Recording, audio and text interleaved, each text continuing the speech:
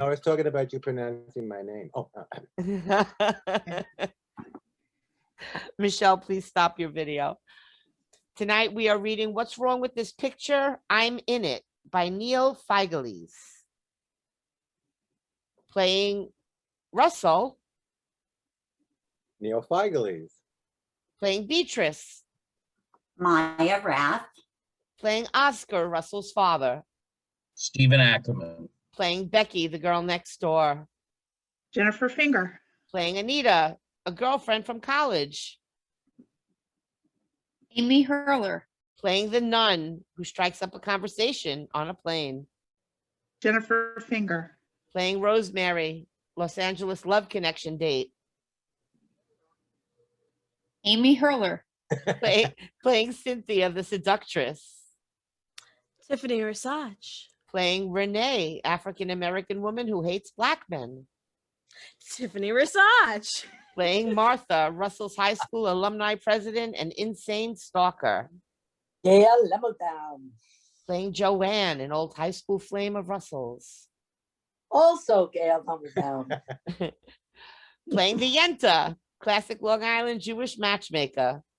Maya Rath again. Playing Shirley, set up by the YENTA, the girlfriend from hell. Jennifer Finger. And playing Teresa, very loving to Russell, but bears a very strange secret. Tiffany Rasach. The time is the summer of '98. The play is presented via monologues and flashback vignettes as one man relives important moments in his life and his final realization. Scene 1 at Rise. Offstage music is heard, Nat King Cole singing Love. We are in a living room, left side of the stage, a comfortable chair, night table with a phone and an answering machine. A coat rack with jackets is next to it. The right side of the stage is dim, early evening. The music stops as Russell enters, obviously upset. That was a good one. That was fun, wasn't it? That's it. No more. Not after tonight. I give up. Women, who needs them? I'm just going to stay home, lock my door, and watch TV. Telephone rings. This is Russell. I'm not home, so leave a message. Russell. Wonderful. Russell, this is your mother speaking. I know. Russell. Russell. Russell. Russell, are you screening? Of course not. So, how was the date? Esther said she was a keeper, a jewel. I'm so excited. Russell, are you there? No, Mom. I'm out on the town having the time of my life. Okay, call me if you need anything. Oh, up already. Your father said call up already, so love you. Bye. Yeah, okay, bye. Stop it with the fix-ups and the guilt. Oy, my baby boy, stop it already, please. I probably look like your average all-American male, don't I? But you wouldn't believe the problems I've had. Women, it's all about women. Isn't there one woman somewhere out there for me? One? I've got to figure this out. I've got to take a look back at my life. A slap is heard and a baby begins crying. Well, I didn't mean my entire life. The crying stops. Okay, let's say we start at about, yes, let's begin when I was a kid. I grew up in Crown Heights in Brooklyn. In my neighborhood, they were mostly African Americans. And basically the majority of the people, actually all of the people were darker than me. I kind of stood out. When I was growing up, my mom did most of the parenting. Any spare time that she'd have, she played bingo. And basically she let me run wild, which in my case meant staying up an extra half an hour to watch Laughing. Ooh. My dad worked nights as a baker and slept days. That is, as long as I didn't wake him up practicing my saxophone. And for the most part, he read his Playboys. One of the best things my mom ever did for me was talk Dad into letting me go to the High School of Art and Design. You see, Dad was kind of against it. Beatrice and Oscar enter as light rise on right side of the stage, revealing Russell's childhood bedroom. A bed, movie star photos, and mementos. No son of mine will be an artist. He will never be an artist, never. See, I told you. But Oscar, the boy likes to draw. Yeah, Dad, I want to draw. Russell, be quiet. I'm talking to your mother. Oscar, he's only in 9th grade. Hello, I swear I'm invisible. Russell, It's what he wants to do. what about his saxophone lessons? He will pay you back. When? When I'm 70. Yes, when you're 70. Oscar, do you want him to do what you do his whole life? Be unhappy, work nights, never see his family? Listen to Mommy, Dad, please. Russell, Please, Daddy. Oscar. what about his lessons? Okay, he can be an artist. Really? What did I say? Sorry. Oscar. My son, the artist. Who knew? Let's see, that's 7 years times 50 weeks times, I'm taking a nap. And that was that. I became an artist. I mean, mostly my dad gave to me was his not to do rules. My father's way of parental guidance was teaching me to be afraid. Not that he was a racist or anything, but that instilled in me the fear factor. You know, you must marry your own kind. Unfortunately, because the circumstances beyond my control, my neighborhood, and my world, my kind were basically fantasy creations. Growing up, my learning tools were movies, comic books, and my dad's Playboys. Realism, huh? Basically pure snow, built like a brick shithouse, and not real. I can still remember that special moment when my dad sat me down and explained, no, not the birds and the bees. Oscar enters with a Playboy magazine. Russell, we have to talk. Yes, Dad? Well, I wanted to say, He opens the magazine to the centerfold and shoves it in his son's face. look, Daddy? what do you see? A pretty lady, Daddy, and she's naked. Yes, I know. Now look real close at these. Very pretty and big. Yes, Russell, I can see this won't be easy. Russell, you see these breasts? Yes, If they stick straight up when a girl is lying down, yes. they're made of plastic, and it's called implants.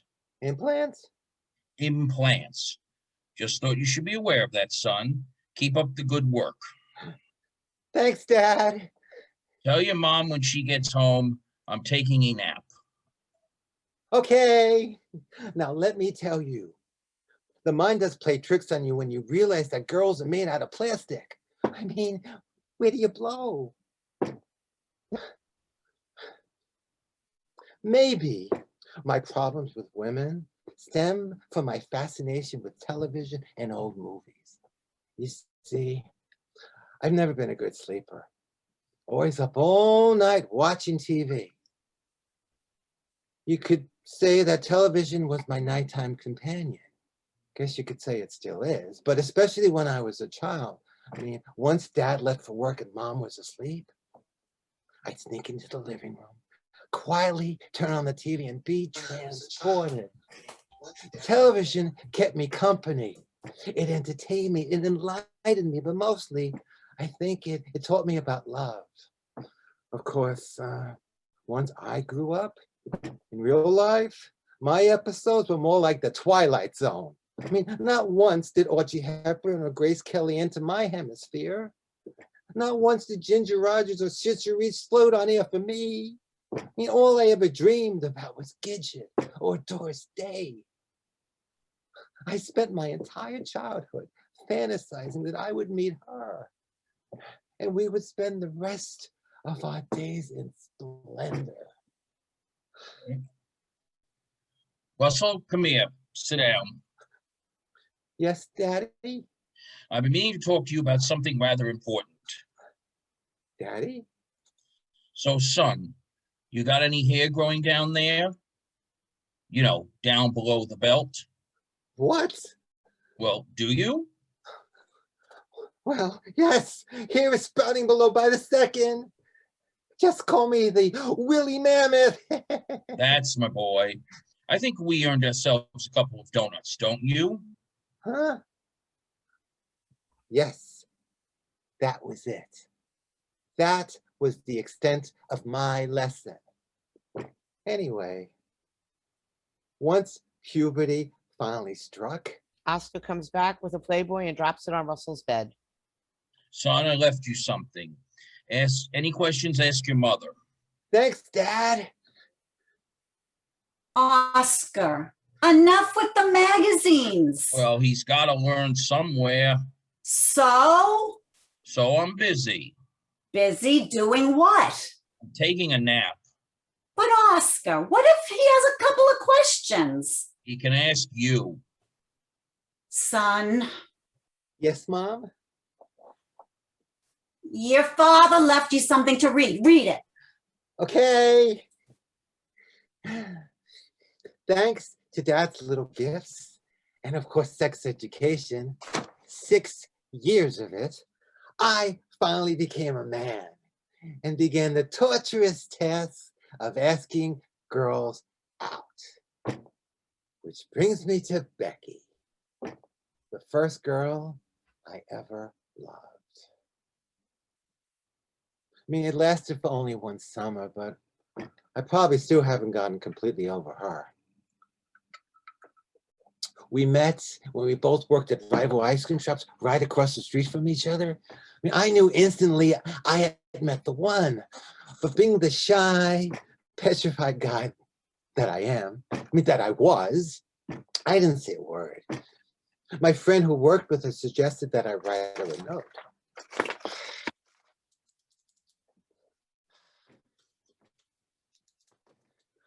Hi, my name's Russell. You don't know me, but I'm the guy who came into your store at closing time, and well, I think you're nice. Not nice. Swell, yes. No, that's stupid. She will never date me if I use swell. Stupid. Neat, yeah, neat. Another sounds corny. Okay, it is, but it's true. From the second I saw you, I knew we had to meet. I didn't know what to say. I'm shy. That's why I wrote you this. Here's a little something about me. Once you've read my note, maybe you might take it into your heart to give me a chance. Here goes. I'm 18, I go to college. If looks are important to you, I'm 5'9". I could still be growing, so I might reach 6 feet. I bathe at least once a day. I'm an artist and generally nice and polite. I'm not into signs, but if it's important to you, I'm a Leo. My favorite things to do are movies, dancing, and eating. I guess that's me. I hope that's enough information, so maybe you might give me a chance. Waiting nervously, Russell. Russell.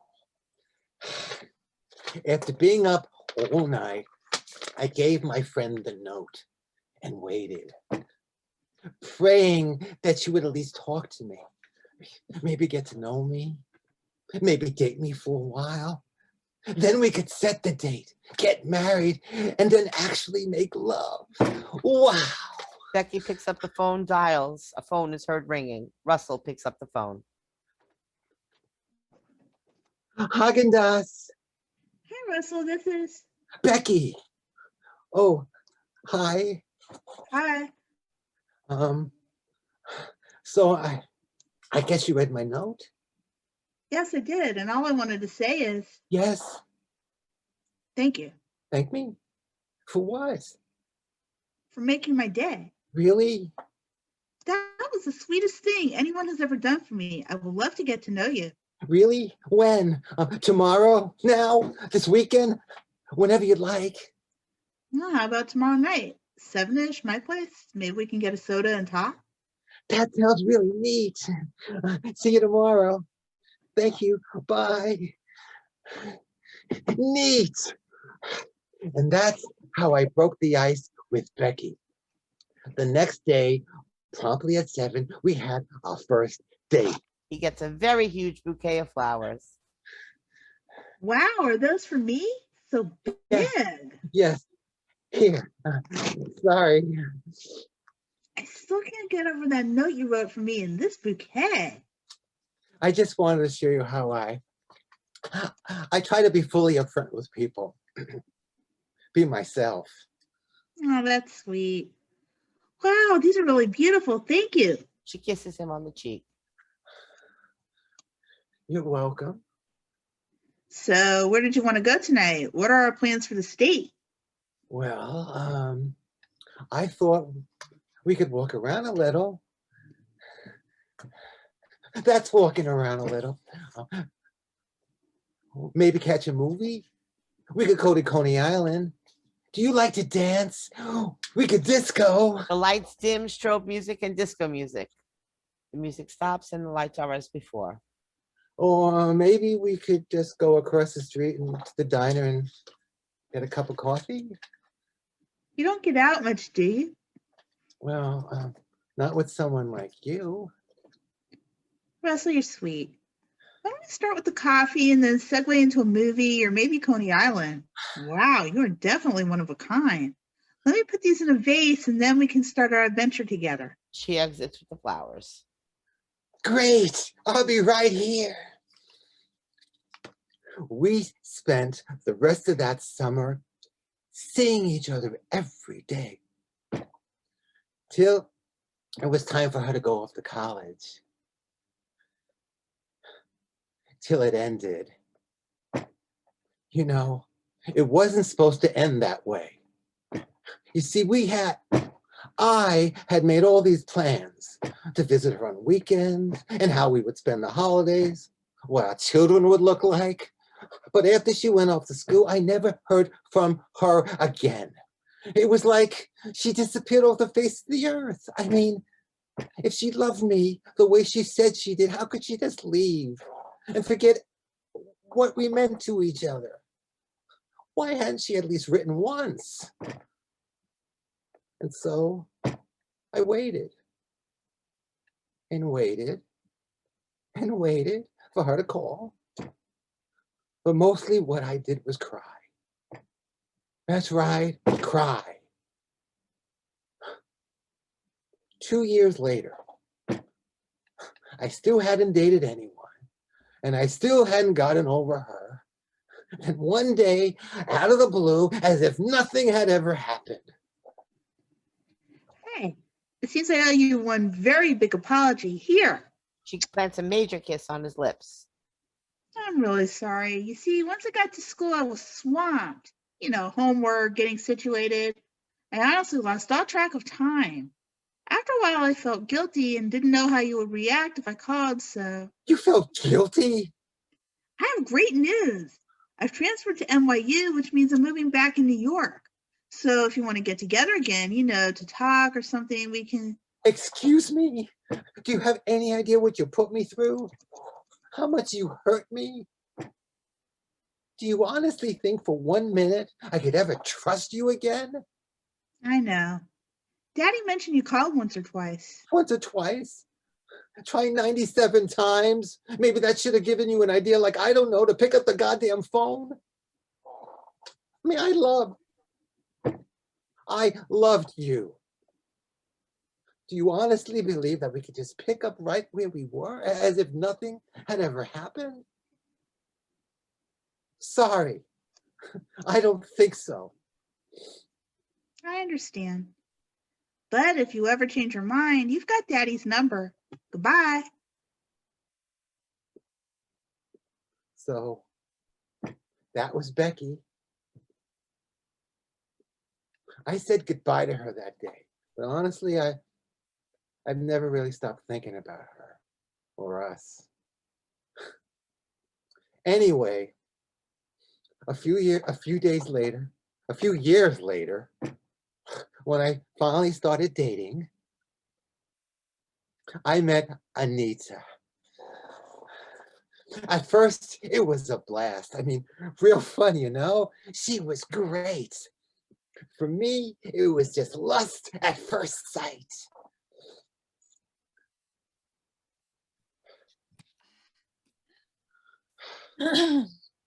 My turn, Rusty. I want you to sit right here. Okay, now what kind of games are we playing this time? You know I never play games. We will see, my lovely, but when I win tonight's competition, I expect some major lip lock. Like this. Laughing, she kisses him on the lips and directs him to sit in a chair. That's a start. She pulls out a rope. Ropes? Honey, Mm. what's with the ropes? She plays with him, ties his hands behind his back. Oh, it's just something I learned in Catholic school. Honey, the ropes are getting a little tight. She kisses him on the mouth. I got a surprise. Just wait a sec. Anita, I'm getting a little rope burn here. I said just 1 second. Surprise? She re-enters wearing a full leather S&M outfit. She walks towards him carrying a whip. Surprise. Now look what I brought for this evening's games. She kisses him. Oh my God. Oh my God. That's right. The kids' games are over. Tonight we play by my rules. She walks behind him with the whip ready to strike. The lights go into a slow strobe effect. Oh my God. Whipping sounds. Anita, I was hoping for Monopoly. That's a fun game. I even give you the get out of jail cards for free. For free. Don't worry. This won't hurt a bit. Well, it might hurt a little. Trust me. I trust you. Please don't. What about Trivia Pursuit? More Daddy! Come on. Who's your daddy now? You are. You are. Yes. No, no, Yes. no, yes. Yes. Oh my God. Yes. That's my boy. She unties him and throws him onto the stage. Ouch. See you later, Rusty. She exits. After Anita, I was ready for a change. It was time to move out, to leave home. Boy, was I scared.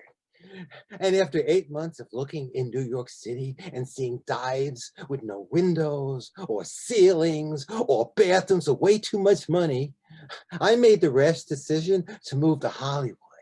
That's right, LA.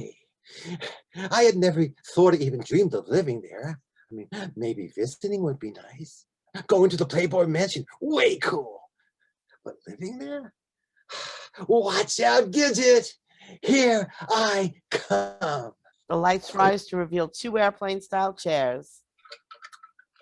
Here I was, sitting in the plane waiting for my future to begin, when God stepped up to the plate and showed me the way. A nun enters in full habit. I knew right then and there that I was safe. I mean, how safe could you be? There's a nun sitting next to you.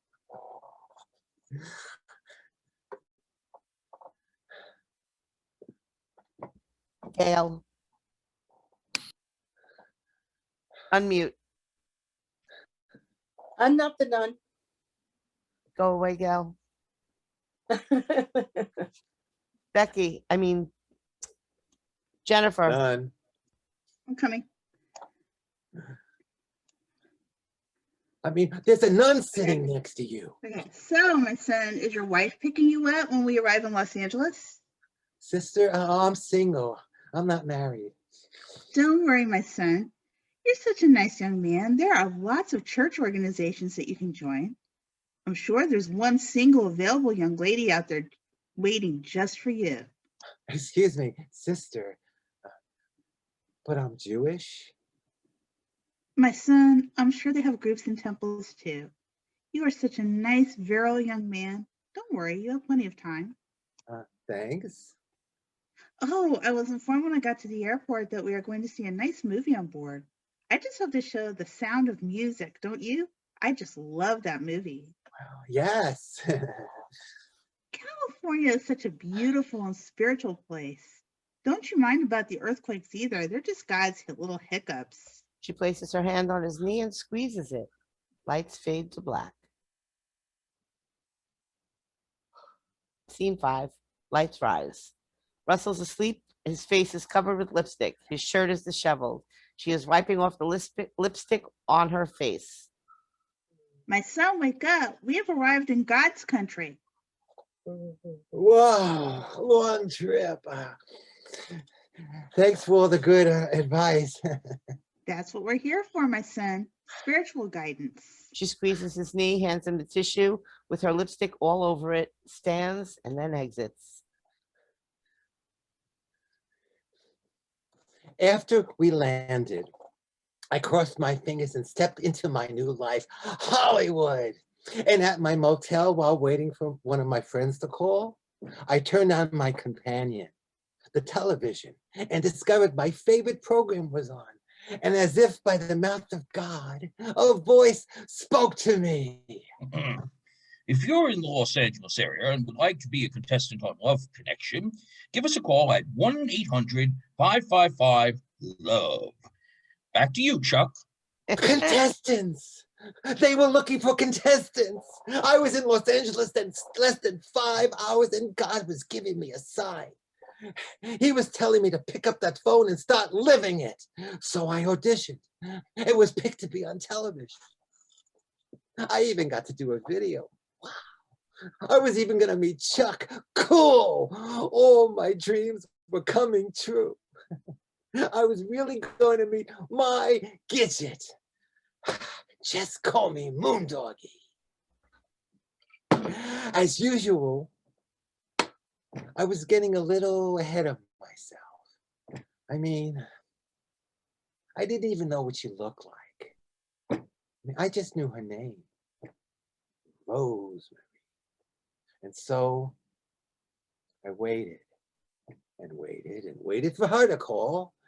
And after a week of waiting, the phone finally rang. Rosemary enters, picks up the phone. I heard bells. After a few minutes of small talk, my bells began to crack.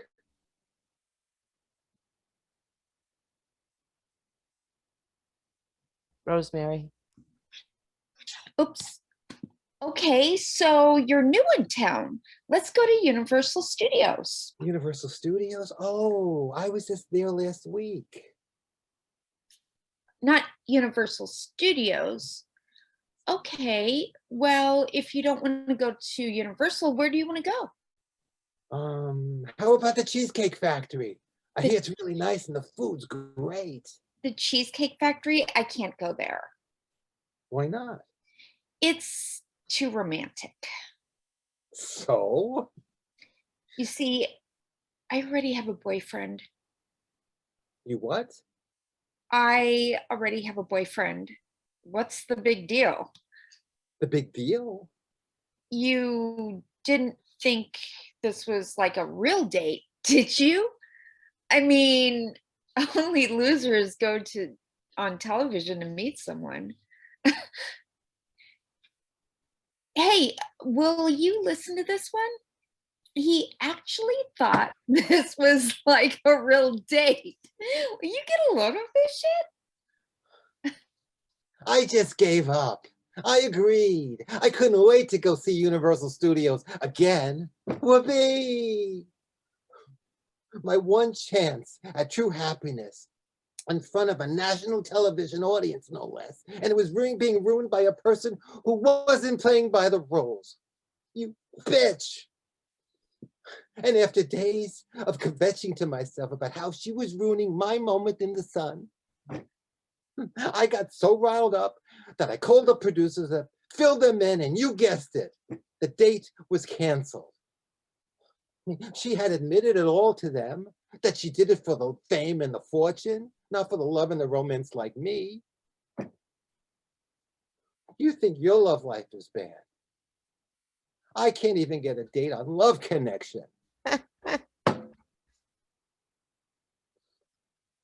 End of scene. Scene 6.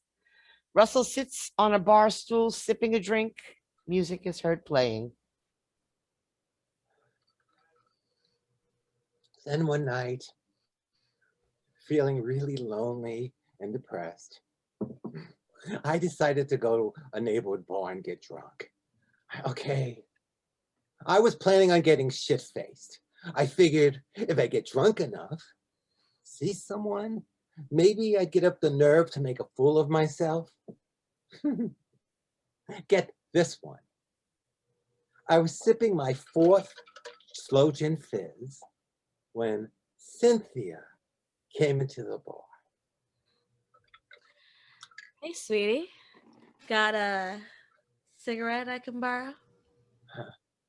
Sorry, I don't smoke. Sweetie. Honey. Russell's the name. Russell. Russ. I wasn't talking about no cigarettes. A musical interlude with lights, funny stuff as she leads him off stage. Russell re-enters, completely disheveled. That was amazing! Cynthia, if you're not too tired, want to go out and get something to eat? I mean, it is almost time for breakfast.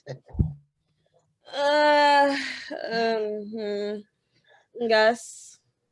It's Russ. Russell? Yeah, that's right. Russell. Russ. Hi. I'm gonna take a shower. And when I'm finished, I expect you to be gone. What? You heard me. I was hoping we could see each other again. I mean, after what we just experienced. Sorry. It was nice. Nice. 7 hours? Nice. Nice. I didn't hear any bells. Bells? She didn't hear any bells? I didn't hear bells. Goodbye. I didn't hear any bells either. I experienced Hiroshima.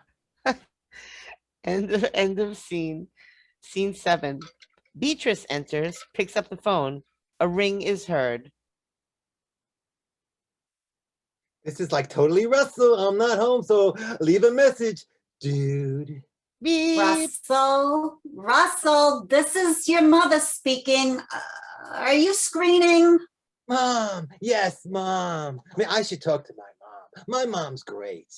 We sometimes have these long conversations, especially when I was living in LA. I mean, we could talk for hours. Mostly about movies and, of course, women. He picks up the receiver. Hey, Mom, sorry. Screening, I knew it. Mom, I wasn't screening. I was, well, you know, preoccupied. That's okay. I'm just glad you're alive. Mom, of course I'm alive. Mom, stop worrying. I'm sorry that I worry. Someday when you're a parent, God willing, you will know why I worry. Mom, stop. Okay, I'll stop. Oh, Russell, that movie you recommended, Which one, Mom? Return of the Living Dead. Thanks for the tip. Not enough blood for my taste, but funny. You're welcome, Mom. So, are you seeing anyone? Seeing. Oh, no. No, not really. No. Oh, son, I was wondering, Yes, Mom? Russell, are you dating any cute Black women? Renee enters. Russell shushes her. Any what? Black women? A Black girl? Of course not. Okay, just figured I'd ask. Have to go now. It's bingo night. Bye.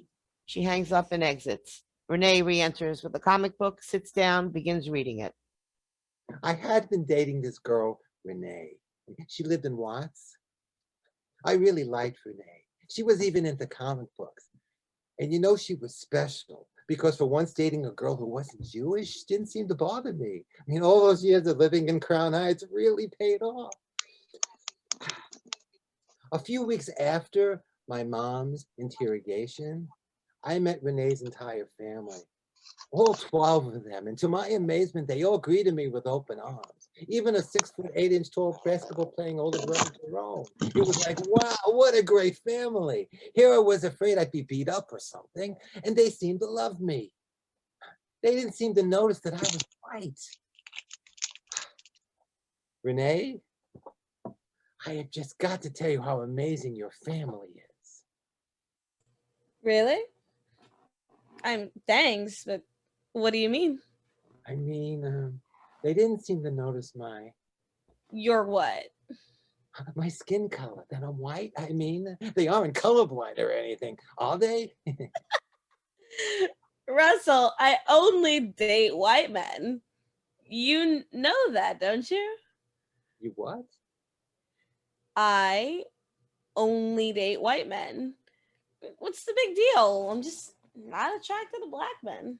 I mean, not that I'm complaining or anything, but do you have a problem with black men? I don't see what the big deal is. I just don't find black men to be trustworthy. Trustworthy? Yeah, you know, they don't work. They all seem to be on welfare. Excuse me? I mean, there are exceptions. My father, for one. But I just can't handle men who beat their women. What? Beat their women? As for Asians or Puerto Ricans, don't get me started. What's the big deal? You lied to your mom about me being black. Well, that's different. I don't see the difference. You don't? I think the fact that I might have saved 3 lives is a hell of a different color than the fact that you completely disavow an entire race of possibilities in the area of love. Hold up. What 3 people? My mother, my father, and possibly... Excuse me? That's right. If I hadn't lied to my mom, she might have had a heart attack. And if I told mom, she would have told dad, and he would have had a heart attack. Who's the third smart guy? Me. If dad found out, I'd be dead. Ha, ha, aha. You know what? Goodbye. I mean, I thought I was special. I thought I was a white knight. I was just white. End of scene. Scene 8. Gladys Knight was right. LA proved too much for this man. Eventually, having never met my Gidget, I decided to move back to New York City, determined never to ever get involved with women again. And get this, not only did I move back to New York City, broken in debt, but I moved back in with my parents into my old bedroom. Lights rise on his bedroom. Oscar and Beatrice enter and sit on his bed. Come here, my Russell. Sit between your father and me. Yes, son, I saved you a couple of magazines. Oscar. Just a few magazines, make him feel welcome. Beatrice, he's 30.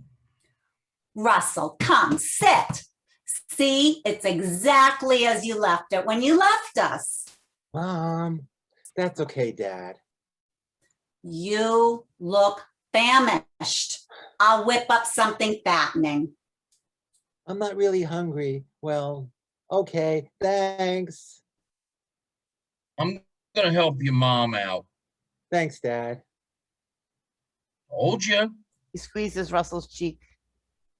Only movie stars move to Hollywood.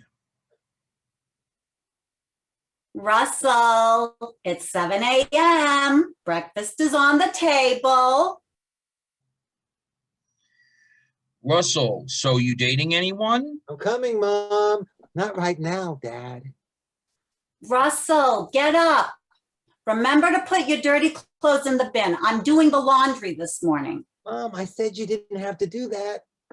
Okay. Oscar enters with a Oh. note. Okay, here's that girl Goldie I told you about from class. Dad, I said I could get my own dates. I know, son, but she's a nice, healthy Jewish girl for me. We'll see, Dad. Here, I made you something to eat. You look so thin. What? Did you starve yourself in Hollywood? Here, eat. Thanks, Mom. Don't worry, I ate plenty. Remember, I was in LA. I was healthy. I joined your gym.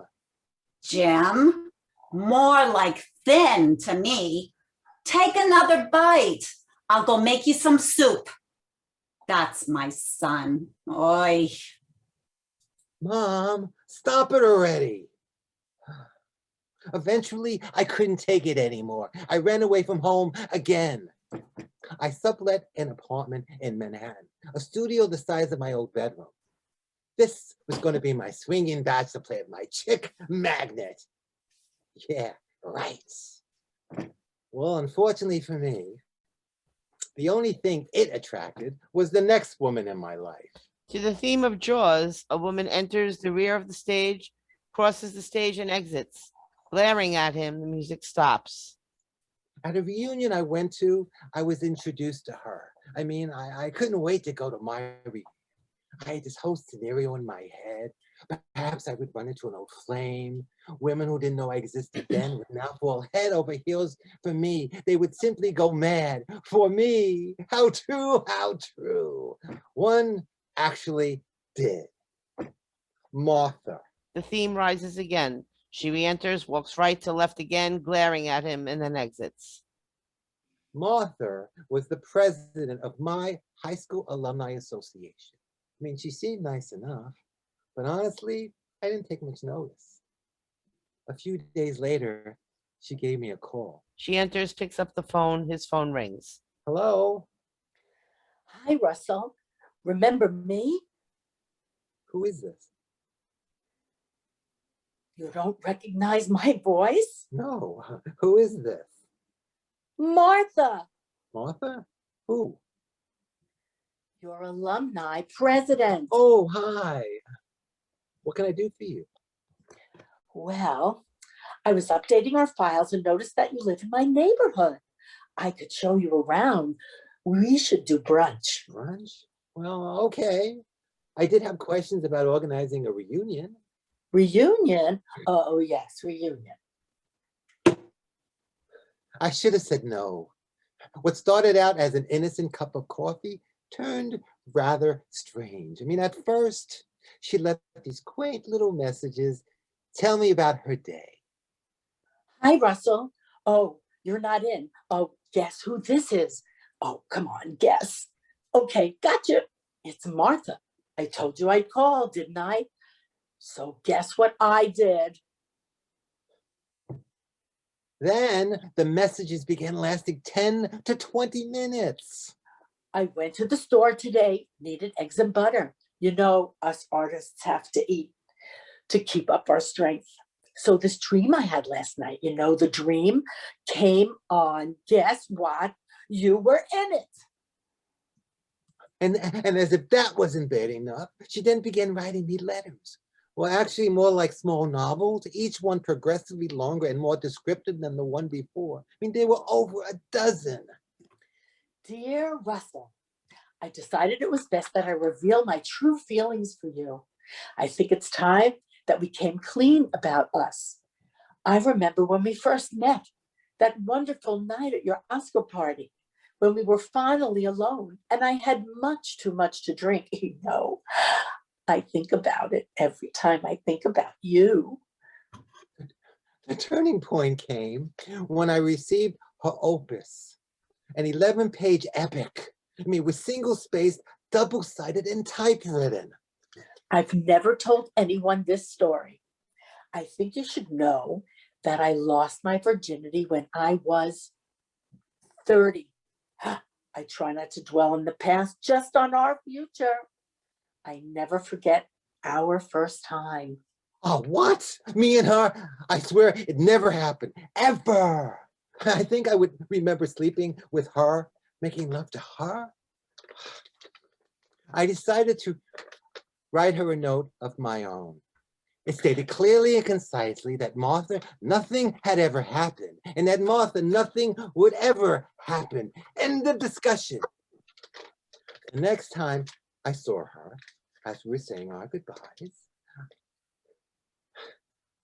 I decided I should respond to your last note with one of my own. A note? You wrote me a note. As soon as I get home, I'll read it. When I finish, I'll give you a call. You may not want to. What? Why not? Never mind. Anyway, I'll see you in a few days at the reunion. We can talk then if you want to. Thanks for the note. I'll see you soon.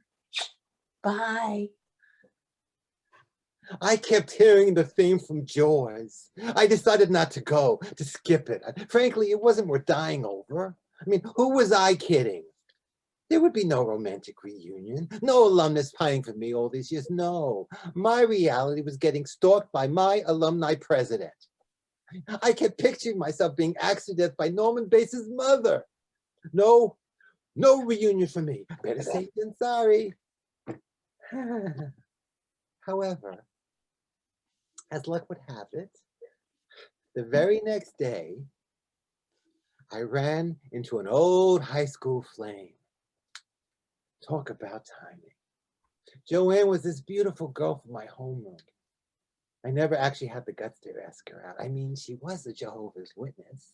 And when I was growing up, dating anyone who wasn't Jewish was a complete no-no. I mean, I was petrified of what God might say, let alone Dad.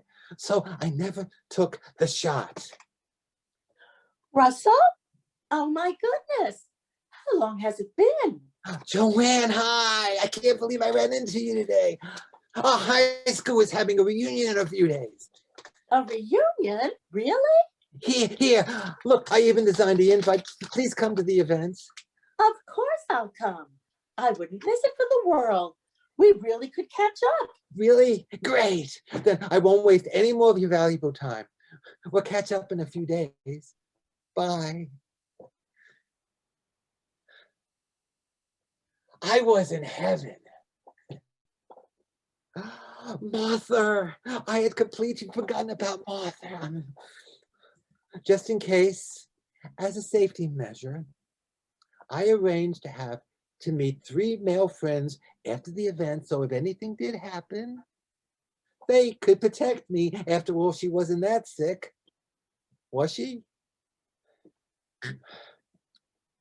I arrived at the event, and before I could even take my jacket off. Russell, I think we need to talk. Russell? JOANNE, boy, am I glad you're here. Russell, what's wrong? Nothing's wrong. Okay, what gives? What's wrong with that woman? What woman? Oh, it's not really important. Forget about it. Come on, what gives? It's obvious something's wrong.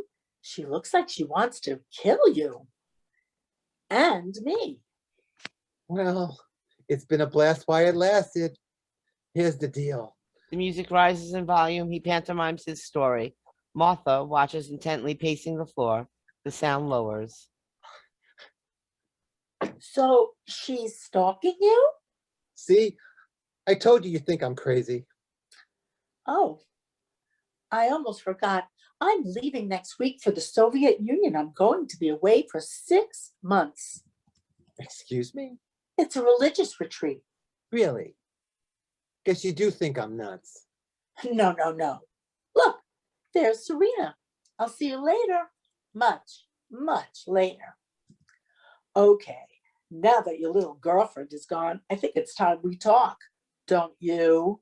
I remember praying for God to help me. And as if He was listening. My friends arrived out of nowhere, and I escaped with my life. Thank you, God. 2 days later, I received this note from Martha. I guess you could call it her drop-dead love note to me.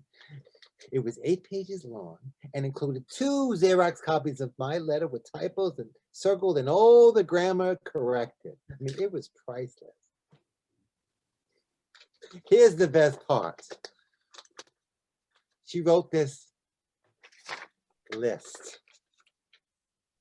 The top 10 reasons why Russell is gay. That's right, gay.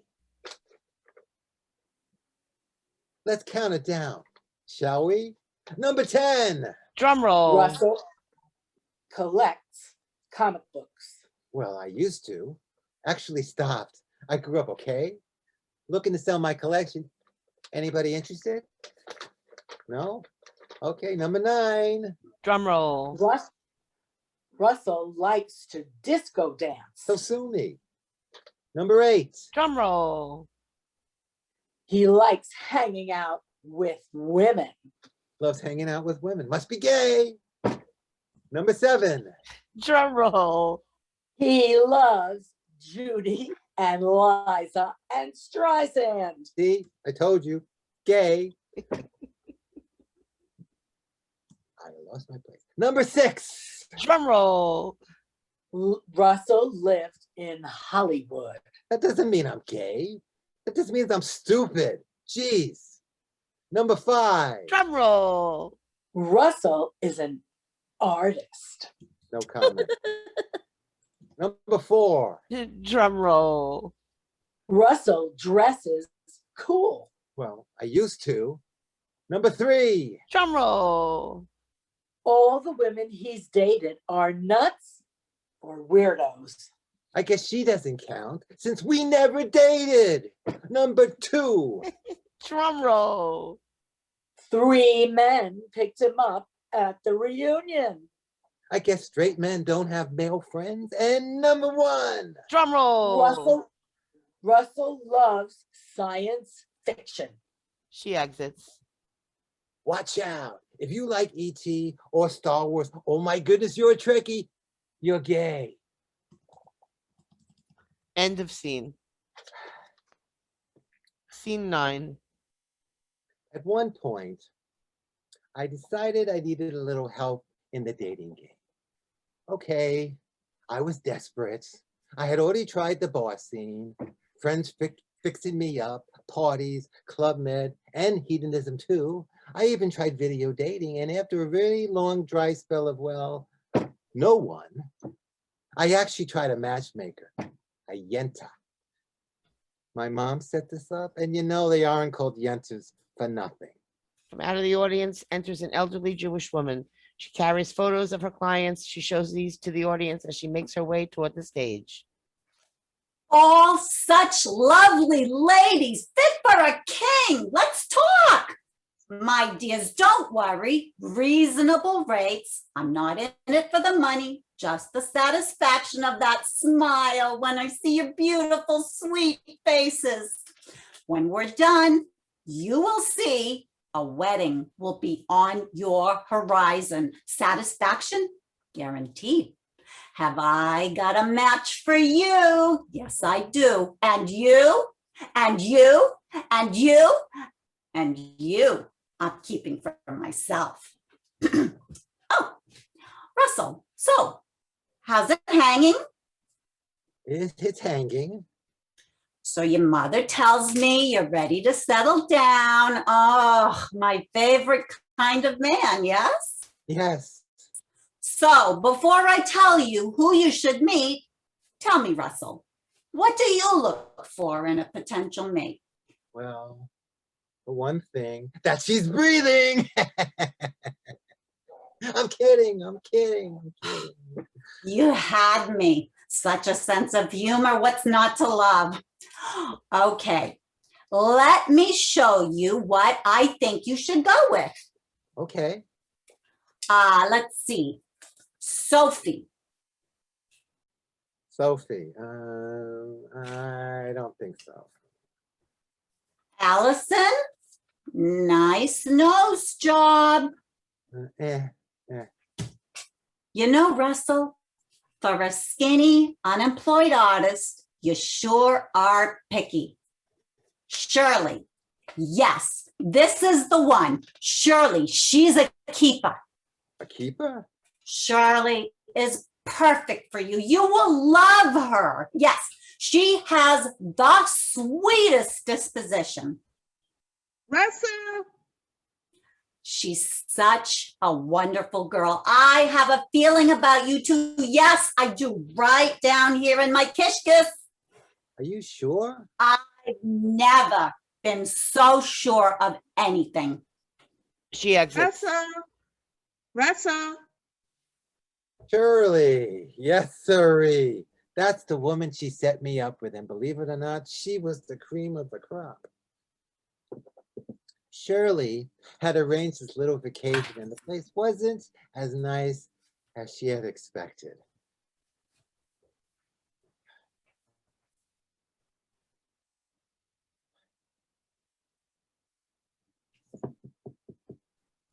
Russell, there is no air conditioner. This place is a mess. There is no room service. Have you seen the bathroom? I mean, we can't use it. God, you were going to have to get us a different suite. Honey, you know this was the only room they had. Remember, you set up the trip. Anyway, I mean, it's not that bad. I'm sure in a few minutes you get to love this place as much as you love me. You're such a wuss. Well, I'm going to use blue. When I get out, I expect a drink to be ready for me. Yes, dear. As if his life depended on it, he pulls out a few bottles of paper, a few bottles out of a paper bag, and then makes her a drink. Russell, are you dating a man or a woman? Russell, are you dating a man or a woman? What? You heard me. I said, are you dating a man or a woman? Well, unless you have something to tell me, I think I've been sleeping with a woman. Why? Why? You know why. Okay, whatever I did, I'm sorry. You're right, I'm wrong. Okay, are we finished yet?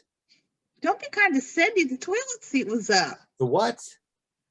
Look, as you might remember, I just got here myself. I had never even seen the bathroom. Don't change the subject. But if I had used it, I would have put it down. So I apologize. I apologize for ever possibly leaving the seat up. Are we finished now? Here's your drink. I'm taking a walk. Obviously, you have something stuck up your ass, and I'm not going to be used as your toilet paper tonight. See you later. They both exit, and then he re-enters. Well, basically, that was our relationship. Not a good one. He gets a jacket from the rack. You see this jacket? I owe a great debt to it. It caused our breakup.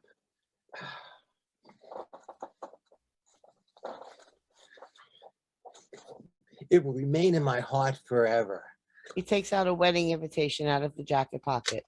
Oh, no, it wasn't for ours. Thank God. Shirley, Oh, Shirley re-enters and grabs the invitation.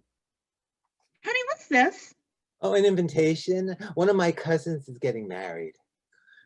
It says here that you've been invited. Stag? Well, am I invited? I mean, I am your girlfriend, aren't I? Of course you're my girlfriend. Sweetheart, my mom is looking into it. Looking into it? What does that mean? Sweetheart, she's my first cousin. What does that mean? With or without you, I'm going. So what are you going to wear? I asked you, what are you wearing to the wedding? Is that a tough question? Why can't I be allowed to know that at least, since it's obvious you don't want me coming to the wedding to meet your entire family? So what are you going to? I don't know. What's the rush? After all, I have over 2 months to worry about it. This jacket. I'll probably wear my new sport coat. Yeah, that's right. I'll wear the new jacket. The what? You are not going to wear that sport coat. Well, what's wrong with it? You helped me pick it out. You told me you loved the sport coat. I lied. A few weeks went by, and I got the most wonderful news. I could bring a guest. Shirley will be so happy. Well, okay, at least she would stop giving me the silent treatment, and maybe I'd get a little loving. I couldn't wait to tell her. Honey, hi, it's Russell. Who? It's Russell. Russell? Yes, you're Russell. Come on, stop it already. I've got great news to tell you. What? They're thinking about leaving town? Very funny. I know. Listen, I got great news about my cousin's wedding.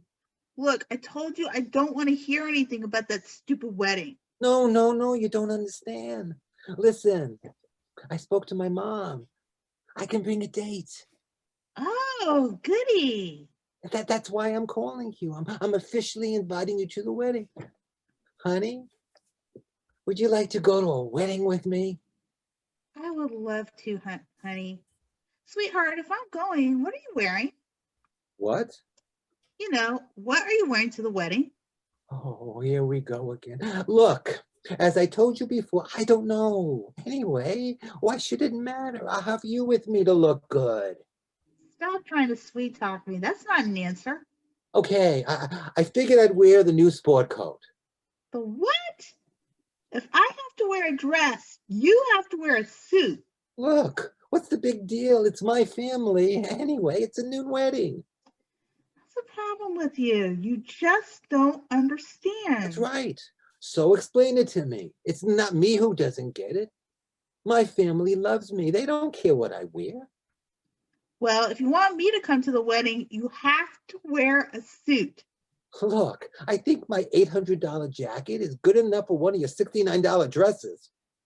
Then I guess you don't want me to go. Of course I want you to go. Why else would I have asked you? Well, if you really want me to go, you have to dress properly.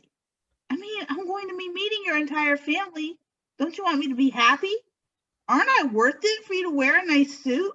Who are you? I mean, you live with your mother. You're a secretary. What's the big deal? That's the problem. You just don't get it.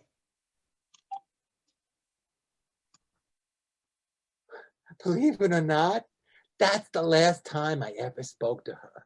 Really, thank you, God. But then I had to tell Mom. I mean, Mom seemed to love Shirley. Her loser son was dating a nice Jewish girl, fixed up by a YENTA, no less. I mean, how was I going to break the news to her? I'd probably break her heart. BEATRICE enters. They pick up a phone. So, son, how did Shirley take the good news? Well, Yes, Russell? it looks like Shirley isn't coming to the wedding. What? How did you screw up this time? It seems she didn't like my choice of clothes. What? It's a long story, Mom. Skip it. No, I mean, what clothes? Oh, I told her I was going to wear the new sports coat. She loves that sports coat. I know. Sorry, Mom. Should I call or will you? I'll call. You have other things on your mind. Thanks, Mom, for understanding. I can't believe she didn't like the jacket. That's okay, son. You can do much better. Oh, about the wedding. Turns out I was the hit of the festivities. I mean, throughout the event, relatives kept coming up to me and asking if this was the jacket. It seemed my cousin told everyone. Thanks, Mom. He hangs up the jacket. BEATRICE re-enters. Anytime, son. She exits. End of scene. Scene 11. Honestly, Honestly, I'm not looking for perfection. Really, I'm just looking for someone normal. I began dating Teresa. I really liked Teresa. I mean, I honestly thought she was the one. As Teresa enters, the song At Last by Etta James is heard playing, a romantic interlude. I was beginning to believe that this night would never happen. I know, me too. I wanted our first time to be special, to be perfect. Surprise. It is special. You're here with me. And we love each other. They kiss passionately. Sweetheart, Yes. I have to tell you something. Okay. Lay it on me. Honey, what is it? Believe me, nothing you could say could surprise me, and not after what I've been through. Okay. So you're really a man, right? No, sweetheart. It's nothing as ridiculous as that. It's just that well, you see, Teresa, come on. What's up?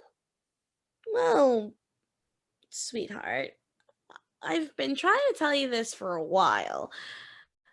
I mean, I always wait to tell this. And don't want to scare him off, you know? Honey, what could be so bad? You could tell me anything. I mean, how bad could it be? Okay, so, sweetheart, you see, okay. Well, you see, when it can take over an hour. It. Honey, you know how much I love foreplay. Aren't I the greatest kisser you've ever met? Well, that's what you said. No, sweetheart, you are. When I climax, it can take over an hour. Oh, okay. Where's the camera? I'm serious. You're serious. You mean to tell me that once you've exploded, the fireworks commence, it continues for an hour? That is a new one. You see why I waited? Okay. If what you are telling me is true, what do you want me to do? I mean, if it happens, what have the other men in your life done when it happened? Well, one guy called 911. Really? And the other man? One guy turned on the TV set. The second one left. Another went to the bar across the street and waited for me. You're serious? Have I ever lied to you before? That's terrible. What would you like me to do? I mean, if it does happen. Sweetheart, don't worry. It'll happen with you. Just hold me tight. You took it real well, honey. They passionately kiss and she exits. Okay. I can only imagine what you must be thinking. Well, let me tell you what I was thinking. Pressure. Talk about your pressure. I mean, if I add up all the women that I've been with, all the times that they've, well, you know, I don't think it would add up to one weekend with Teresa. That is, if what she was telling me was the truth. What if she didn't? I mean, she was expecting the Big Bang. Oh, Russell. He follows her off stage. The couple is heard making noises. Yes? Russell, oh my God. Teresa. Yes. What's happening? It's happening. Yes. Oh my God. No. Yes. No. No.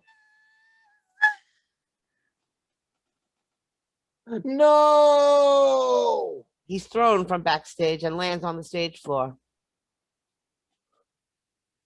She wasn't kidding. I mean, for the next 2 weeks, every time we attempted this, the exact same thing happened. And sometimes it took long and was even more outrageous. After she began the, you know what, I tried what she had suggested. I mean, what else could I do? Yes, yes, yes, yes, yes. So at first I would hold it for 20 minutes or so. Oh, dear daddy. Sometimes my arms would get tired. I'd get thirsty, make myself a drink, Ah. watch a little television, Yes, yes, yes, yes, yes, yes, yes. even listen to some tunes. Yes, yes. This initial event took 1 hour, 27 minutes, and 42 seconds. But who's counting? Russell?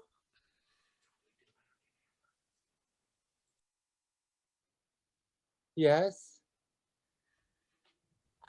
Teresa, methinks she's coming too. Where are you? Here I am, sweetie. Are we ready for round 2? Round 2? Round 2? I wasn't ready for round 1 yet. After a few more weeks of this, we broke up. I mean, there are already enough hours in the day, right? I mean, I decided after Teresa, it was time to get help. I mean, after Teresa, can you blame me? I mean, my first girlfriend seriously broke my heart. My second, my back. There was the flying nun, the worst matchmaker in the history of mankind. Lots of women. I'm still trying to forget, and don't even get me started on my parents. But after Teresa, I decided it was time to seek some professional help. So, what do you think? Unfortunately, Russell, it seems our time is up. So, are you interested in group or individual sessions? Oh, I think it's safer if we do this alone. Individual sounds good. I wouldn't want too many people knowing my business. The lights fade to black at the same time When I Fall in Love by Nat King Cole plays to the end. The end. It's a funny play. I mean, that is